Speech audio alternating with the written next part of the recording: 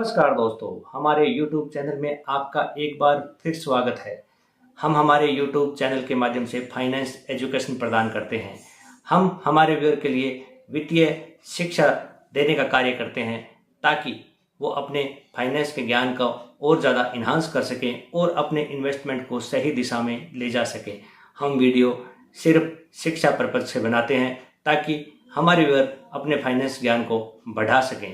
हम किसी भी प्रकार की कोई भी चीज़ मार्केट में खरीदने या बेचने की सलाह नहीं देते हैं। हम बात कर रहे थे म्यूचुअल फंड के बारे में। तो म्यूचुअल फंड के बारे में, एनएवी के बारे में, या म्यूचुअल फंड क्या होते हैं, कितने प्रकार के होते हैं, वो एक चर्चा हमने पहले वीडियो में की है।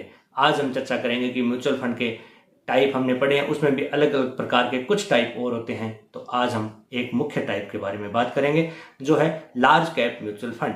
लार्ज कैप म्यूचुअल फंड क्या होता है, लार्ज कैप म्यूचुअल फंड में हमको कब निवेश करना चाहिए, इस प्रकार की बातें आज हम आपसे शेयर करेंगे। लार्ज कैप म्यूचुअल फंड वो म्यूचुअल फंड होता है जो लार्ज कैप, जिनका बड़ा मार्केट कैपिटलाइजेशन है, उन कंपनियों में निवेश करते हैं।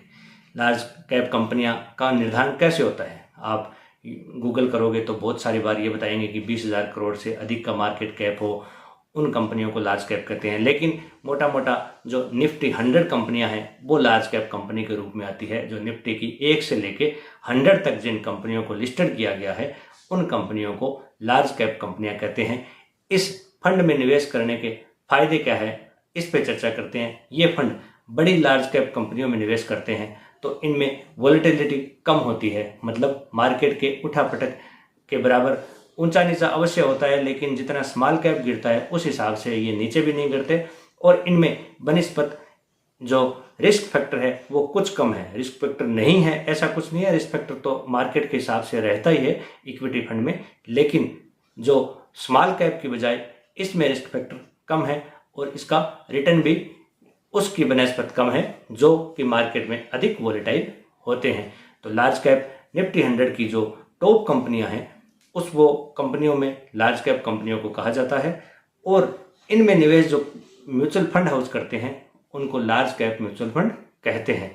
अब इसे अपने को क्या फ़ायदा है, अपने को ये फ़ायदा है कि जो हमारा पैसा है या जो हमारा इन्वेस्टमेंट है वो एकदम से माइनस में नहीं जाता है या एकदम से नहीं घटता, क्योंकि ये बड़े मार्केट कैप की कंपनियां हैं और ये मार्केट में इनका जो पूंजी निवेश है या जो इनका बिजनेस है इतना स्थायी हो चुका है कि ये छोटी मोटी चीज़ों से अधिक इनका शेयर फ्लैक्चुएट नहीं होता है। एक बात ये।